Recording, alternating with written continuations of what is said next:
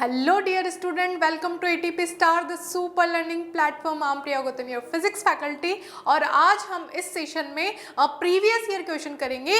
Uttar Pradesh UP NTSC का previous year question, कौन सी year का? 2020-21 का। ठीक है, तो इसके हम PYQs देखेंगे कि कैसे कैसे क्वेश्चंस पेपर में 2020-21 में पूछे गए हैं। ठीक है, तो स्टार्ट करते हैं फटाफट से।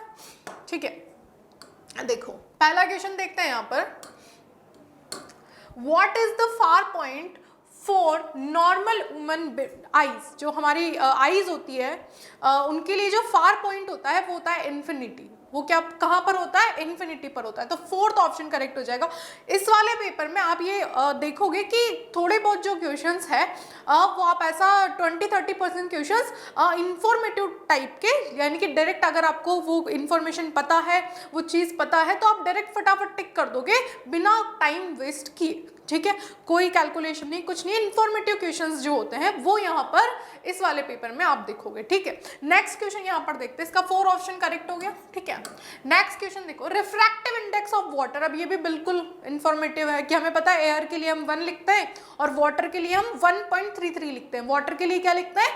1.33। तो देखते हैं कौन से ऑप्शन में 1.33, सेकेंड ऑप्शन में है 1.33। ठीक है, तो यहाँ पर कौन सा ऑप्शन करेक्ट हो जाएगा? सेकेंड ऑप्शन करेक्ट हो जाएगा। तो कुछ इंफॉर्मेटिव टाइप के क्वेश्चंस भी एग्जाम में आने के चांसेस होते हैं, तो इस बात का आपको खास ख्याल रखना है कि चीजें आपको ध्यान में रखनी है। ये नहीं कि रिफ्रैक्टिव इंडेक्स तो हमेशा दिया जाएगा, पूछा नहीं जाएगा। जनरल जो चीजें होती है, जनरल मतलब कि जैसे अब वाटर का रिफ्रैक्टिव इंडेक्स तो पता होना ही चाहिए।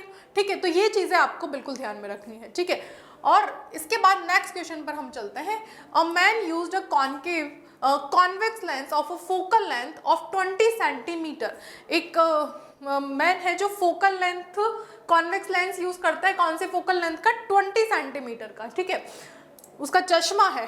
ठीक है, उसके स्पेक्स जो है वो 20 सेंटीमीटर फोकल लेंथ के हैं। द पावर ऑफ इस लेंस इज, हमें उस लेंसेज की पावर बतानी है। अब हमें पता है कि जो पावर होती है, पावर ऑफ लेंस, वो क्या होती है?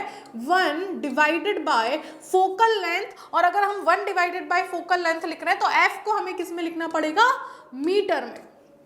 लेकिन अगर हमें फोकल लेंथ सेंटीमीटर में दी हुई है, अगर हमें फोकल लेंथ सेंटीमीटर में दी हुई है तो 10⁻⁻2 से नीचे मल्टीप्लाई करना पड़ेगा। तो 10⁻⁻2 ऊपर जाके क्या हो जाएगा? 10⁻+2 मतलब 100। तो अगर हमें फोकल लेंथ सेंटीमीटर में दी हुई है तो यही फॉर्मूला क्या हो जाएगा? 100/f। और अब यहाँ f किस में लिखोगे? सेंटीमीटर में। f किस में लिखोगे? इन सेंटीमीटर। समझ में आ गई बात? अब हमें क्वेश्चन में जो फोकल लेंथ दी हुई है वो किस में दी हुई है? सेंटीमीटर में। हमें किस में दी हुई है फोकल लेंथ? सेंटीमीटर में। तो 20 सेंटीमीटर फोकल लेंथ है, तो पावर कितनी हो जाएगी? 100 डिवाइडेड बाय 20। ठीक है, तो यहां से ये कितना आ जाएगा हमारा? 5। और जो पावर होती है उसके लिए हम क्या यूज करते हैं? डायोप्टर।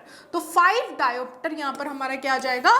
Power of lens. क्या आ जाएगी? Power of lens. तो 5 डायोप्टर। और जो पावर ऑफ लेंस है उसके लिए पॉजिटिव ही यूज करते हैं। मिरर के लिए हम जब पावर निकालते हैं तो नेगेटिव यूज करते हैं। ठीक है, तो +5d। 3 ऑप्शन हमारा यहाँ पर क्या हो जाएगा? करेक्ट हो जाएगा। तो थर्ड ऑप्शन यहाँ पर करेक्ट हो गया। Now next question, in an electric circuit the volt meter is used. Informative question है। ठीक है, हमें पता है अमीटर को तो हम सीरीज में कनेक्ट करते हैं और वोल्ट मीटर को हम किस में कनेक्ट करते हैं? पैरेलल में कनेक्ट करते हैं। तो पैरेलल में कनेक्ट करेंगे तो सेकंड ऑप्शन हमारा यहाँ पर कनेक्ट हो जाएगा। मतलब फ्रैक्शन ऑफ सेकंड्स में आप आंसर दे सकते हो अगर आपको आंसर पता है। और अगर आपको आंसर नहीं पता है तो आप फिर तो कितना भी टाइम लगा लो, ठीक है, कुछ नहीं होगा आपका। तो आंसर पता है तब तो फ्रैक्शन ऑफ सेकंड्स में क्वेश्चन हो जाएगा। ठीक है, और अगर आंसर नहीं पता है तो कितना भी टाइम ले लो आपका क्वेश्चन नहीं होगा। तो सेकंड ऑप्शन यहाँ पर करेक्ट हो जाएगा।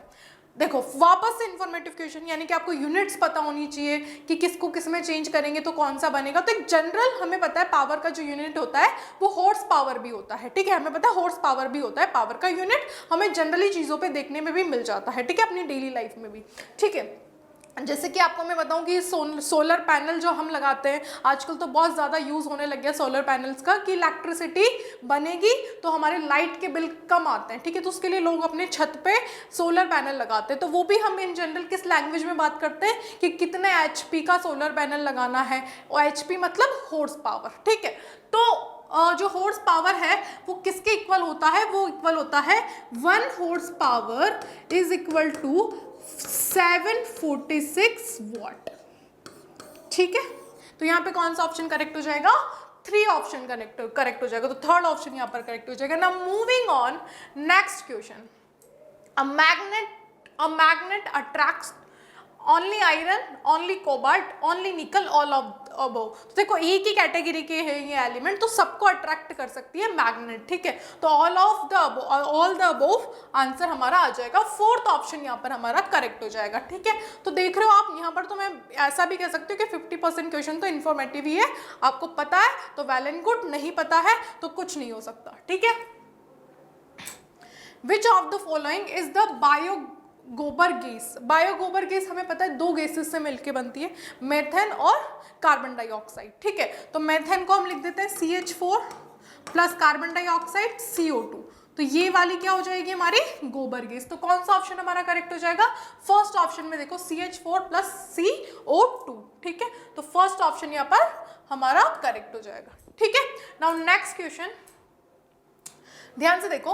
In an electric bulb filament 0.5 ampere current is passed for 10 minutes. ठीक है, calculate the electric charge passes through the circuit. हमें इलेक्ट्रिक चार्ज बताना है, हमें करंट कितना दिया हुआ है 0.5 एम्पियर, और कितने टाइम तक के लिए फ्लो होता है 10 मिनट्स तक के लिए। तो हमें पता है जो करंट होता है वो क्या होता है Q/T, चार्ज अपॉन टाइम। अब हमको चार्ज निकालना है तो इसको क्रॉस मल्टीप्लाई करेंगे तो I इंटू टी। ठीक है, I कितना दिया हुआ है 0.5, तो यहाँ पे 0.5 इंटू कितने 10 मिनट्स। अब अपन को एम्पियर ऐसा यूनिट है तो हमें मिनट्स को भी जो है वो उसमें चेंज करना पड़ेगा, किसमें? सेकंड्स में। तो मिनट्स को 10 मिनट्स को सेकंड्स में चेंज करोगे तो 60 से मल्टीप्लाई आप कर दोगे। ठीक है, तो यहाँ पर ये कितना आ जाएगा 5 6 30 और 300 कूलम्स। और चार्ज के लिए क्या यूनिट लिखते हैं? कूलम। तो ठीक है, क्या आ जाएगा यहाँ पर 300 कूलम। सब कुछ क्लियर है? बिल्कुल, वेरी गुड। ठीक है, 300 कूलम कौन सा ऑप्शन है? थर्ड ऑप्शन का है। देखो कितना इजी है, आप ऐसे ही कर सकते हो, थर्ड ऑप्शन। ठीक है, इसके बाद नेक्स्ट क्वेश्चन देखो informative question again. Which of the following mirror is used by a dentist to examine the patient teeth? मतलब एक डेंटिस्ट किसी पेशेंट के टीथ को एग्जामिन करने के लिए कौन सी मिरर का यूज करता है, मतलब उसको चीजें क्लियर दिखाई देनी चाहिए। ठीक है, तो उसका मैग्निफिकेशन होना चाहिए, मतलब उसको चीजें क्लियर दिखाई देनी चाहिए, पहले दिखाई देनी चाहिए। तो क्या हो जाएगा? Concave mirror. कौन सा हो जाएगा? Concave mirror. तो अगर ये आपको पता है तो कौन सा आंसर आप टिक कर दोगे? सेकंड ऑप्शन आप टिक कर दोगे, कॉनकेव मिरर।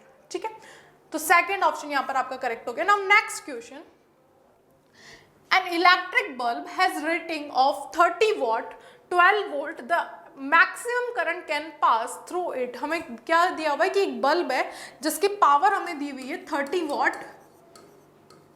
ठीक है, और उसका जो EMF है वो कितना दिया हुआ है? वो दिया हुआ है आपका 12 वोल्ट। ठीक है, आपको करंट बताना है कि इसमें से कितना करंट पास होगा। तो हमें पता है हमारे पास पावर के 3 फॉर्मूले होते हैं। कैसे फॉर्मूले होते हैं 3? देखो, पावर होता है V इंटू आई, वोल्टेज इंटू करंट। और हमको ये भी पता है कि जो V है वो क्या हो जाता है, V is equal to IR। हमें और क्या पता है कि V is equal to IR। तो अगर मैं यहाँ से V को एलिमिनेट करूं तो यहाँ पर IR लिखूंगी। ठीक है, V की जगह IR लिखूंगी तो P इज इक्वल टू क्या हो जाएगा? I² R। ठीक है, अब मैं अगर यहाँ V की जगह I को एलिमिनेट करूं तो I की जगह क्या लिखूंगी? V divided by R। तो अगर मैं यहाँ V डिवाइडेड बाय R लिखूंगी तो क्या फॉर्मूला मिल जाएगा? V² bye R। ठीक है, तो ये हमारे पास पावर के 3 फॉर्मूले हो गए। डिपेंड्स के क्वेश्चन में क्या दिया हुआ है उस अकॉर्डिंग हम फॉर्मूला यूज कर लेंगे। ठीक है, अब हमें यहाँ पर क्या दिया हुआ है? पावर और वोल्टेज दिया हुआ है और हमसे करंट पूछा गया है। तो क्या ये वाला बिल्कुल सही रहेगा फॉर्मूला? ठीक है, बिल्कुल सही रहेगा। तो यूज करते हैं power 30 is equal to V, voltage 12, current कितना I, तो I करंट निकालना है 30 डिवाइडेड बाय 12। 30 डिवाइडेड बाय कितना हो गया? 12। तो ये यहाँ से कितनी टाइम्स कट जाएगा? 2 12 24 और 6 बचेगा तो 0.5 60, 12 5 जा 60 एम्पियर। ठीक है, तो 2.5 एम्पियर यहां पर आ जाएगा, जो कि है सेकंड ऑप्शन, जो कि क्या है सेकंड ऑप्शन। इजी था, इजी क्वेश्चन था बिल्कुल। ठीक है, नेक्स्ट देखो, what is the unit of magnetic field intensity. अगर मैग्नेटिक फील्ड इंटेंसिटी की बात करें तो मैग्नेटिक फील्ड इंटेंसिटी की जो यूनिट होती है, मैग्नेटिक फील्ड इंटेंसिटी होता है बी, ठीक है, उसकी जो यूनिट होती है वो होती है न्यूटन इनटू एम्पियर। ठीक है, इसके बाद देखो, अगर मैं फ्लक्स लिखती हूँ, मैग्नेटिक फ्लक्स लिखती हूँ, तो वो कितना होता है बी डॉट ए, यानी कि मैग्नेटिक फील्ड और ए। तो मैग्नेटिक फील्ड को इसको क्या लिखते हैं वेबर, इसकी यूनिट क्या होती है वेबर,